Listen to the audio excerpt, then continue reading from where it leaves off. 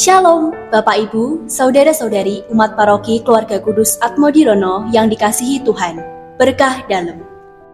Sebagai umat gereja Katolik, memperdalam penghayatan iman dapat kita lakukan melalui kisah hidup orang-orang kudus yang sangat menginspirasi. Salah satu orang kudus itu adalah Santo Laurentius dari Spanyol. Ia adalah seorang diakon dan martir. Santo Laurentius lahir 31 Desember 225 di Via Tiburtino, Roma. Lahir dari keluarga bangsawan yang kaya. Pada waktu itu, orang Kristen sudah mempunyai banyak pengikut, tetapi masih menderita dan banyak kesukaran. Ketika itu, Santo Laurentius belum dibaptis, namun ia amat tertarik pada ajaran Kristus. Ia sering pergi ke gereja dan mendengarkan dengan tekun khotbah dan pengajaran Katolik, sehingga ia pun layak dipermandikan. Kemudian, Laurentius menjadi seorang Katolik yang taat dan bersemangat untuk menyebarkan agamanya. Santo Laurentius menyelesaikan studi humaniora serta teologi di Saragossa di bawah pendampingan Paus Sixtus II.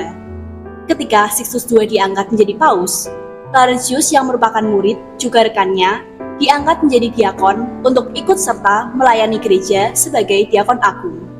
Laurentius dipilih karena memiliki kepenuhan hidup manusiawi berupa ketajaman budi dan intelektual, kesempurnaan kasih, dan semangat persekutuan dengan Kristus, serta pimpinan gereja.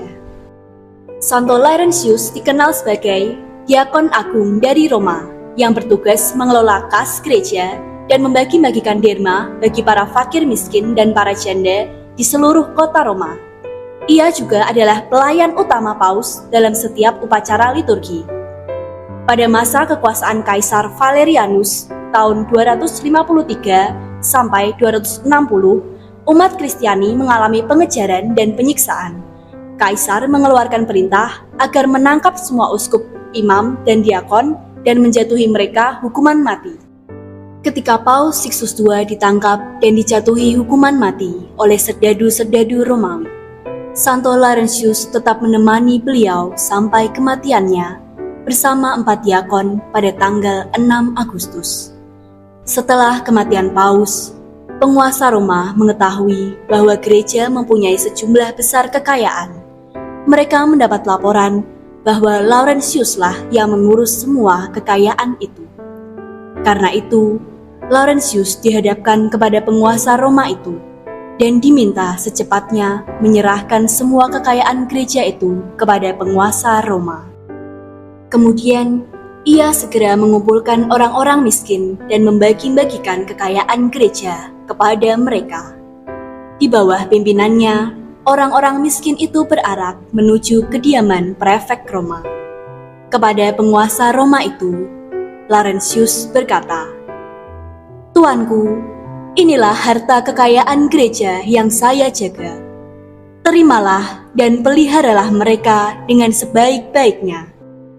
Tindakan dan kata-katanya yang dianggap sebagai penghinaan terhadap penguasa Roma membuat Laurentius ditangkap kembali dan dijatuhi hukuman mati dengan dipanggang hidup-hidup di atas terali besi yang panas membara.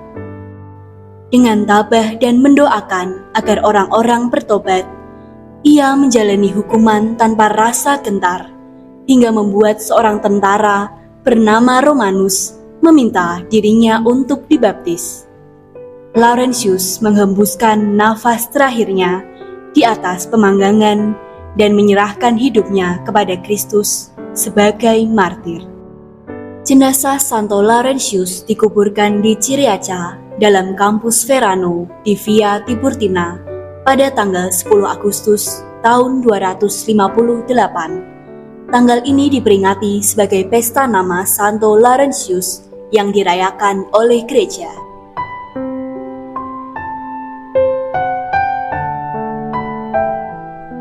Dari cerita Santo Laurentius, kita dapat meneladani bahwa pelayanan harus dengan sepenuh hati dan juga berkaitan dengan kasih kepada sesama.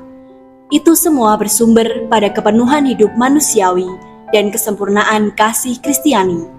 Berkat pelayanannya sebagai diakon dan kemartirannya, Santo Laurentius merupakan orang kudus yang paling dihormati dalam Gereja Roma. Santo Laurentius, doakanlah kami.